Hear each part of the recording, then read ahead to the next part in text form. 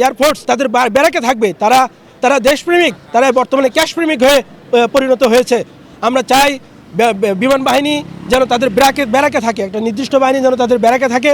আমরা যেন এখানে সিভিলিয়ানরা যেন সুশৃঙ্খলভাবে, আমাদের মেম্বার সিকিউরিটি স্যার বিমান বাহিনী থেকে আসে, আমাদের দাবি যেন মেম্বার সিকিউরিটি স্যার মন্ত্রণালয় থেকে আসে, আমাদের যুগ্ম সচিব, সিনিয়র সচিব তারা যেন এখান থেকে আসেন, আমরা আশাবাদ ব্যক্ত করি, এটা আমাদের দাবি। পাশাপাশি একই ব্যক্তি দুই জায়গা থেকে কখনো রাষ্ট্রীয় ভাতা পেতে পারে না, এটা সিভিল এভিয়েশনের অর্থ অপচয়। আমরা আমাদের এভিয়েশন ভাতা, আমাদের ঝুঁকি ভাতা আমাদেরকে প্রদান করা হয় না, আমাদের ওভারটাইম কেটে নেওয়া হয়। এগুলো যখন আমরা বলতে যাই বলে আমাদের অর্থ নাই, আমাদের বাজেট বরাদ্দ নাই, কিন্তু আমাদের এই সিভিল এভিয়েশন থেকে ইনহেইট টু সিভিল পাওয়ারে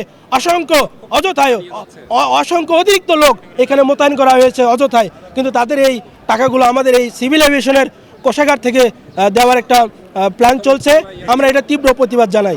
দেশ জুড়ে তোলপা ওয়ালটন ফ্রিজ কিনে আপনিও হয়ে যেতে পারেন মিলেনিয়ার।